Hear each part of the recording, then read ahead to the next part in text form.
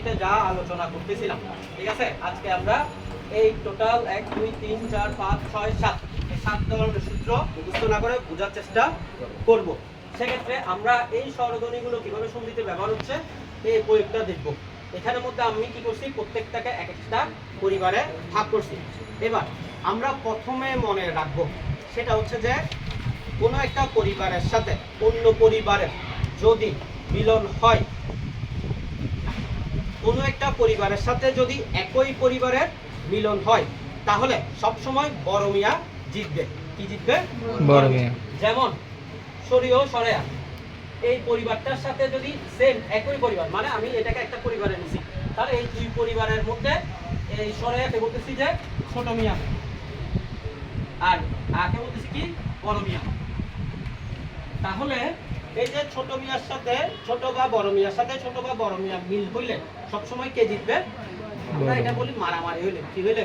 মারামারি হইলে বড় মিয়া জিতবে। কে জিতবে? বড় মিয়া জিতবে। ক্লিয়ার জিনিসটা? ঠিক সেম জিনিসটা এখানে এই পরিবারের সাথে সেম পরিবারের অন্য কেউ যদি কি হয়, মারামারি হয়, তাহলে সবসময় বড় মিয়া জিতবে।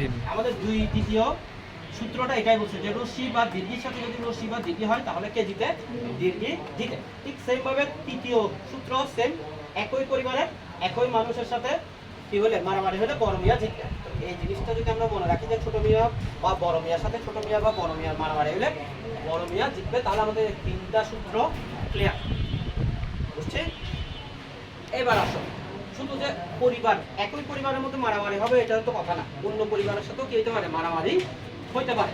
এই ক্ষেত্রে যদি প্রথমে আমরা একে ধরি, সরিয় এবং সরাইয়ার কি ধরি? পরিবারকে নিয়ে কাজ করি।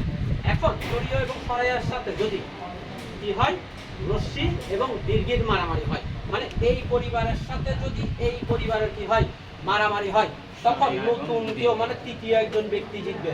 ব্যক্তিটাকে এই সূত্রে এই জিনিসটা বলা হয়েছে। তাহলে নিজ পরিবার ছাড়া অন্য পরিবারের ক্ষেত্রে রশ্মির ক্ষেত্রে আসবে এ, ওর ক্ষেত্রে আসবে ও।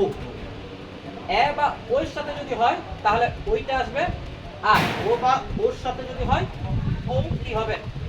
তৃতীয় ব্যক্তি হিসেবে আবির্ভাব ঘটবে। তো আপনারা যদি সূত্রগুলো মুখস্থ না করে একটু টেকনিক্যালি বুঝি, তাহলে অটোমেটিক আমরা এই জিনিসটা কি করতে পারবো? বের করতে পারবো। বুঝা গেছে? ক্লিয়ার তোমাদের? বন্ধ করতে পারবো।